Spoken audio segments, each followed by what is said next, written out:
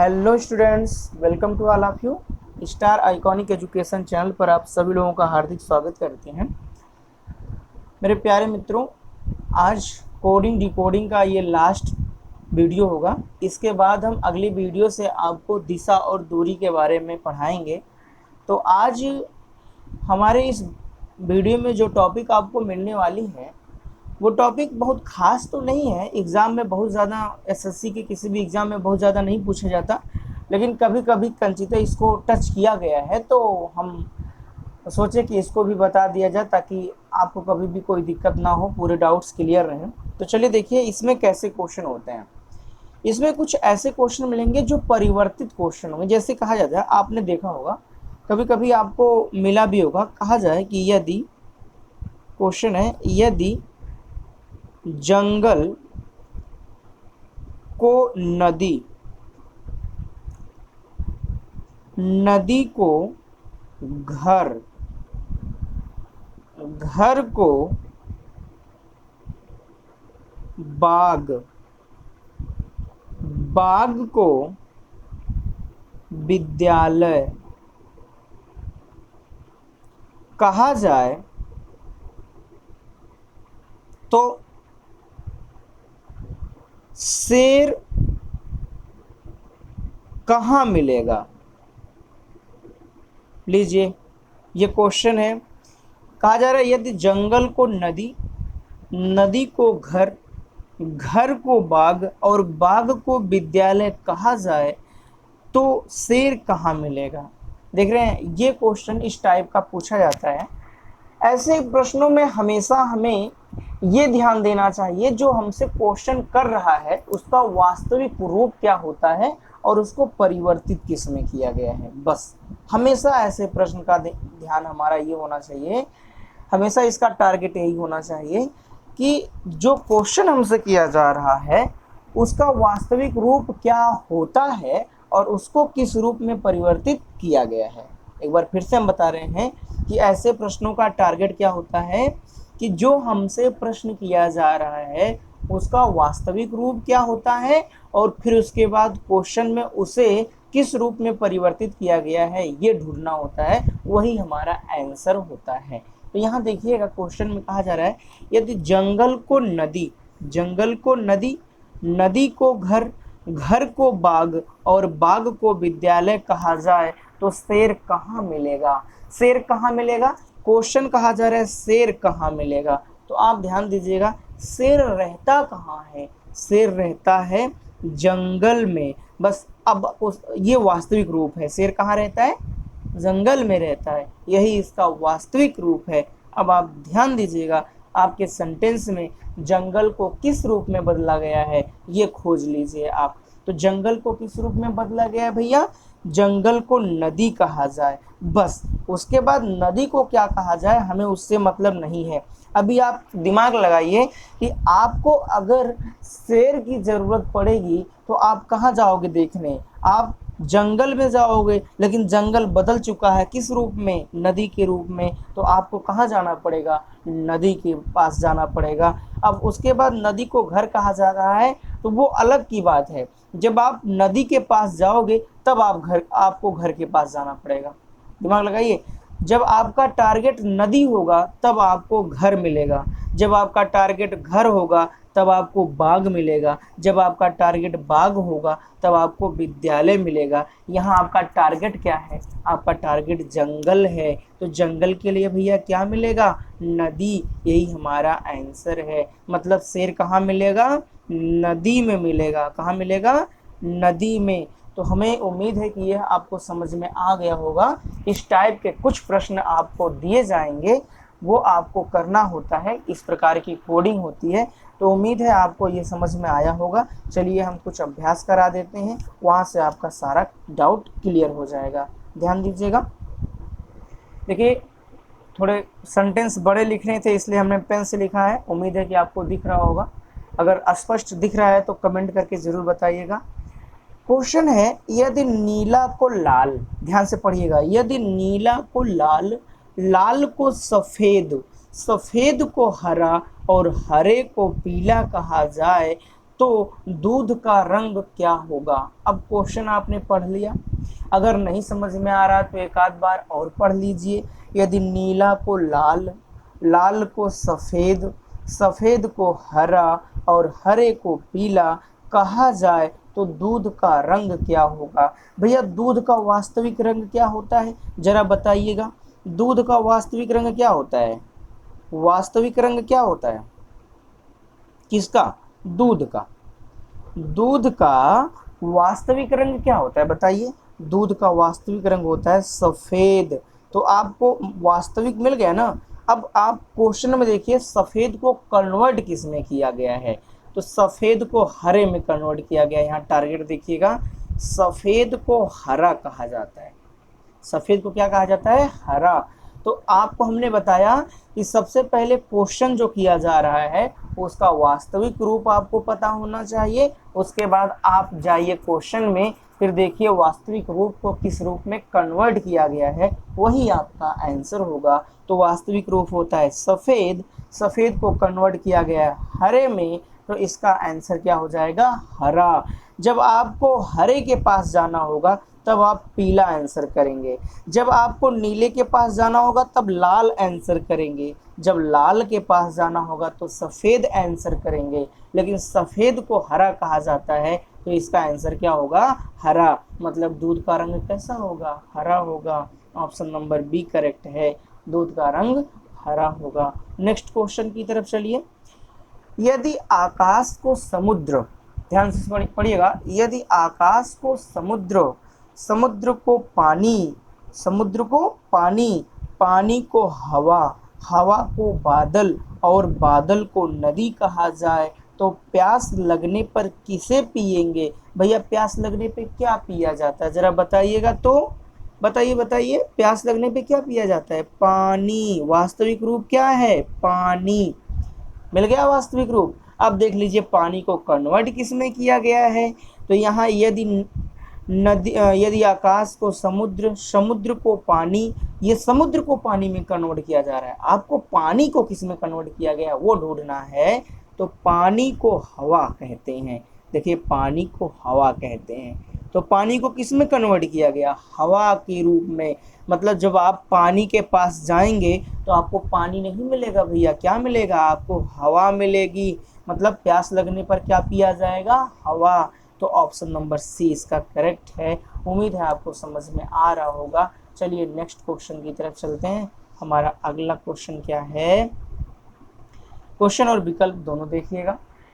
Question क्या है, अगर सड़क को घर, घर को कार, घर को कार, कार को रेलगाड़ी, रेलगाड़ी को स्कूल, स्कूल को घर और घर को ऑफिस कहा जाए तो बच्चे अध्ययन के लिए कहाँ जाएंगे। भैया अध्ययन के लिए कहाँ जाया जाता है बताइए, अध्ययन के लिए स्कूल जाया जाता है। उम्मीद है समझ में आ रहा होगा। ये वास्तविक रूप हो गया, अध्ययन के लिए कहाँ जाया जाता है, स्कूल। अब देखिए स्कूल को किस रूप में कन्वर्ट किया गया है, वही आपका आंसर होगा। तो स्कूल को घर कहते हैं, स्कूल को क्या कहते हैं, घर। देखिए यहाँ पर अगर सड़क को घर, मतलब सड़क के पास जाना होगा तो आपको घर मिलेगा। घर को कार कहते हैं, मतलब घर के पास जाना है तो कार मिलेगा। कार को रेलगाड़ी, मतलब कार के पास जाना है तो रेलगाड़ी मिलेगी। रेलगाड़ी को स्कूल, मतलब रेलगाड़ी के पास जाना है तो स्कूल मिलेगा, है ना। और आपको स्कूल जाना है तो स्कूल के लिए क्या मिलेगा, घर। यहाँ देखिए बच्चे कहाँ पहुँचेंगे, जाएंगे तो वो स्कूल, लेकिन पहुँचेंगे कहाँ पे, घर पे। यही पूछा जा रहा है कि बच्चे अध्ययन के लिए कहाँ जाएंगे, तो बच्चे अध्ययन के लिए कहाँ जाएंगे, घर जाएंगे। इसमें ऑप्शन नंबर डी करेक्ट है, बच्चे कहाँ जाएंगे, घर जाएंगे। उम्मीद है आपको समझ में आया होगा। चौथा क्वेश्चन देखिएगा आपका, चौथा क्वेश्चन है, ध्यान से पढ़िएगा इसको। इसका विकल्प भी आपको दिख रहा होगा, ये क्वेश्चन है, इसका विकल्प कहा जा रहा है, यदि हवा को बालू, हवा को बालू, बालू को तालाब, तालाब को कुआं, कुआं को सागर, सागर को गागर, गागर को घर और घर को घड़ा कहा जाए तो कुम्हार क्या बनाता है? कुम्हार भैया या तो गागर या तो घड़ा। इसमें गागर और घड़ा दो ऑप्शन आया हुआ है, गागर या तो घड़ा। मतलब मिट्टी के बर्तन में मिट्टी का बर्तन बनाएगा तो इस क्वेश्चन में या तो गागर या तो घड़ा। लेकिन यहाँ पर देखिए कि आपको क्या कहा जा रहा है, यदि हवा को बालू मतलब हवा बनाना होगा तो बालू के पास जाएगा, बालू की बात कही जाएगी तो तालाब मिलेगा, तालाब की बात कही जाएगी तो कुआं मिलेगा, और कुआं की बात की जाएगी तो सागर मिलेगा, सागर की बात की जाएगी तो गागर मिलेगा, और जब गागर की बात की जाएगी तो घर मिलेगा, और घर को घड़ा कहा जाता है। लेकिन घर की बात की जाएगी तो घड़ा मिलेगा। तो टारगेट क्या है आपका, घर या घड़ा? टारगेट आपका घड़ा है ना, क्योंकि कुम्हार क्या बनाएगा। तो यहाँ घर को घड़ा में कन्वर्ट किया गया है, घड़ा को घर में नहीं कन्वर्ट किया गया है, मतलब ये नहीं मिलेगा, है ना। तो आपको क्या मिलेगा, गागर को घर, गागर को घर, मतलब गागर बनाने की बात आएगी तो उसको कन्वर्ट किस में किया गया है, घर में। मतलब कुम्हार गागर बनाता है तो गागर नहीं घर बनाएगा। इसका ऑप्शन हो जाएगा ए करेक्ट। कुम्हार क्या बनाएगा, घर बनाएगा। एक और देखिए, घर बनाने के लिए किस चीज की जरूरत होगी? तो घर बनाने के लिए भैया ईंट, सरिया, मोरंग, बालू, गिट्टी, ऐसी चीज़ों की ज़रूरत होती है। लेकिन इस क्वेश्चन में घर बनाने वाले मटेरियल्स में केवल बालू की बात की गई है, तो बालू को किस में कन्वर्ट किया गया है ये चेक कर लीजिए। तो बालू को तालाब कहा जाता है, बालू को तालाब कहा जाता है। तो आंसर इसका क्या हो जाएगा, तालाब। मतलब घर बनाने के लिए किसकी ज़रूरत होगी, घर बनाने के लिए तालाब की ज़रूरत होगी। ऑप्शन नंबर सी करेक्ट है। चलिए नेक्स्ट क्वेश्चन की तरफ चलते हैं। हमारा अगला प्रश्न देखिएगा, ये कहा जा रहा है कि किसी कोड में, ये देखिए त्रिभुज है, ये वर्ग है, ये एरो है, तीर। तो यहाँ पर ट्रायंगल, स्क्वायर और एरो दिया हुआ है। कहा जा रहा है किसी कोड में इन तीनों का अर्थ है Ram is going, Ram is going. मतलब राम इज गोइंग को कोडिंग की गई है किसमें, एरो, स्क्वायर और सॉरी ट्रायंगल, एरो, स्क्वायर और एरो में, ठीक है, का अर्थ है राम इज गोइंग। उसके बाद देखिए एरो, स्क्वायर और सर्कल का अर्थ है श्याम इज गोइंग, तथा यहाँ देखिएगा क्या है, इस सर्कल प्लस ट्रायंगल का अर्थ है राम एंड श्याम।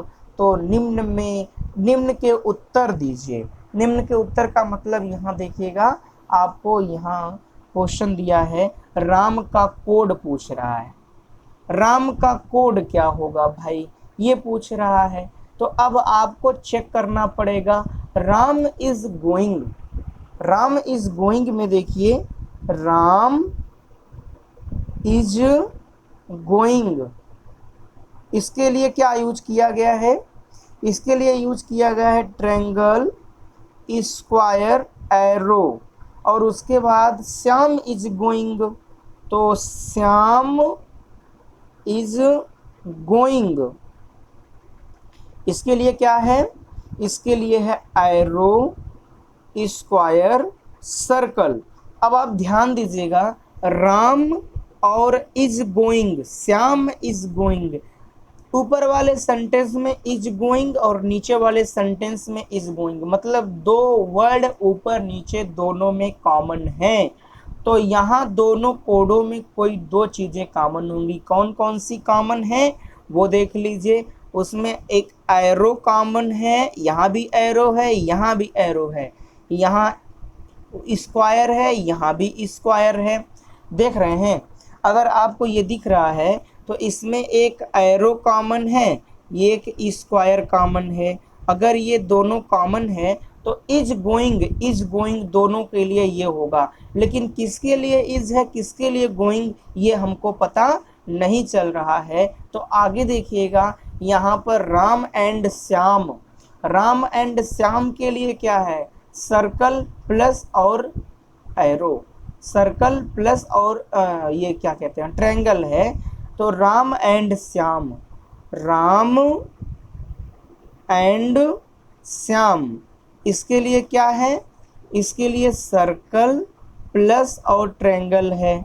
अब देखिए यहाँ श्याम है और इस सेंटेंस में भी श्याम है। इस श्याम के लिए और इस श्याम के लिए, दोनों के लिए एक ही चीज़ तो यूज किया जाएगा। इस श्याम के लिए सर्कल और इस श्याम के लिए भी सर्कल यूज किया गया है। राम के लिए क्या यूज किया गया भाई, राम के लिए क्या यूज किया गया है, राम के लिए ट्रायंगल यूज किया गया, क्योंकि यहाँ भी राम है और यहाँ भी राम है, यहाँ भी ट्रायंगल है, यहाँ भी ट्रायंगल है। तो राम के लिए ट्रायंगल हो गया, राम के लिए क्या हो गया, राम के लिए ट्रायंगल हो गया। उसके बाद श्याम के लिए क्या हो जाएगा, श्याम के लिए हो जाएगा आपका, ध्यान दीजिएगा, श्याम के लिए सर्कल हो जाएगा। Is going, is going, is going. अब इज गोइंग और इज गोइंग दोनों के लिए एरो और क्या नाम है, ये आपका स्क्वायर है, तो एरो और स्क्वायर दोनों आएगा। यहाँ देखिए राम के लिए क्या है, राम का कोड पूछ रहा है, तो राम का कोड क्या है भैया, ट्रायंगल है, तो राम का कोड हमको मिल गया ट्रायंगल, ऑप्शन नंबर सी यहाँ से मिल गया। उसके बाद श्याम का कोड क्या है, श्याम का कोड क्या मिल गया आपको, श्याम का कोड आपको मिल गया सर्कल, तो श्याम का कोड यहाँ बी हो जाएगा। इस प्रकार से आपने आंसर प्राप्त कर लिया। उम्मीद है आपको समझ में आया होगा। तो ऐसे ही कुछ एडजस्टमेंट करना होता है, उनको आप एडजस्ट करके उनका आंसर दे ले जाते हैं। यहाँ से उम्मीद है आपको समझ में आ गया होगा। चलिएगा नेक्स्ट क्वेश्चन की तरफ चलते हैं। आज का आखिरी प्रश्न होगा, बस इसके बाद कल हम आपको बताएंगे, कल से शुरू किया जाएगा दिशा और दूरी, दिशा और दूरी। तो यहाँ देखिएगा एक क्वेश्चन आपके सामने है, यदि सांकेतिक भाषा में lamp is burning bright, lamp is burning bright को KEPALOTI और bright light is from lamp को LOSITIBAKE लिखा जाए तो कहा जा रहा है बर्निंग का कोड क्या है। लीजिए यहाँ भी सेट करना पड़ेगा, lamp is burning bright, lamp is burning bright, और उसके बाद कहा जा रहा है कि bright light is from lamp, इसके लिए LOSITIBAKE यूज किया जाता है। तो कहा जा रहा है बर्निंग का कोड क्या होगा। अब आपको चेक करना पड़ेगा कि कैसे बर्निंग का कोड आप प्राप्त करेंगे। उसके लिए क्या करना पड़ेगा, आपको लिखना पड़ेगा LAMP, lamp is burning bright. इसके लिए क्या यूज किया गया है, KEPALOTI।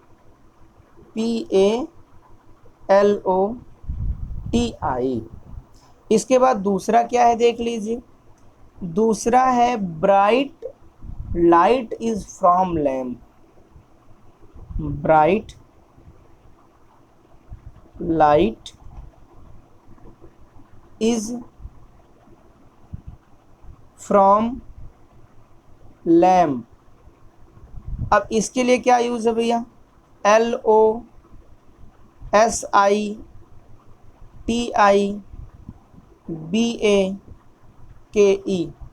अब देखिए इसमें कौन कौन कॉमन है ये चेक किया जाएगा। कॉमन कौन कौन है, लैम्प इसमें भी है, लैम्प इसमें भी है, इज इसमें भी है, इज इसमें भी है, बर्निंग इसमें भी है, बर्निंग इसमें है, इसमें नहीं है, चलिए बर्निंग नहीं है, ब्राइट इसमें है और ब्राइट इसमें भी है। तो अब देखिएगा इसमें लैम्प इज और ब्राइट तीन चीज़ें इसमें कॉमन हो रही हैं, और ब्राइट इज लैम्प इसमें भी तीन चीज़ें कॉमन हो रही हैं। तो इसमें देख लीजिए कौन कौन सी तीन चीज़ें कॉमन हैं, KE इसमें भी है, KE इसमें भी है, तो एक कॉमन ये मिल गया, ये किसी के लिए होगा। उसके बाद आगे LO इसमें भी है, LO इसमें भी है, तो ये भी कॉमन हो गया। उसके बाद टी आई इसमें भी है, टी आई इसमें भी है, ये भी कॉमन हो गया। बाकी और बचे अदर, तो उनसे कोई मतलब नहीं है। अब देखिए लैंप के लिए या तो के ई होगा, या तो येलो होगा, या तो टी आई होगा, इसको तो पूछा नहीं है। इज के लिए भी इन्हीं तीनों में से कोई होगा, क्योंकि इज भी कॉमन में ही आया है। तो बचा कौन, बचा बर्निंग। बर्निंग के लिए यही तो बचेगा, पी ए, पी ए यही बचा है, और बर्निंग बचा है, मतलब बर्निंग के लिए क्या आया, पी ए, यही हमारा आंसर होगा। तो option number B is correct है। इस प्रकार के क्वेश्चन एग्जाम में आते हैं। यही 3-4 प्रकार के क्वेश्चन एसएससी में पूछे गए थे, आपको हमने बता दिया। इससे बाहर के क्वेश्चन आपको नहीं मिलेंगे। उम्मीद है आपको समझ में आया होगा। नेक्स्ट वीडियो में आपको एक बार हम फिर बता रहे हैं कि दिशा और दूरी बताई जाएगी। तो जितने लोग लास्ट तक बने रहे, आप सभी लोगों का बहुत बहुत स्वागत है। वीडियो को अंत तक देखने के लिए धन्यवाद। यदि चैनल पर नए हैं तो सब्सक्राइब कर लीजिएगा, बेल आइकन को प्रेस कर लीजिएगा, ताकि हर नई वीडियो का नोटिफिकेशन आपको सबसे पहले मिले। और हाँ, चलते चलते ये भी कहना चाहते हैं कि यदि वीडियो अच्छी लगी हो तो प्लीज़ लाइक, कमेंट और शेयर ज़रूर करिएगा। आज के लिए बस इतना ही, कल फिर मिलते हैं, तब तक के लिए नमस्कार।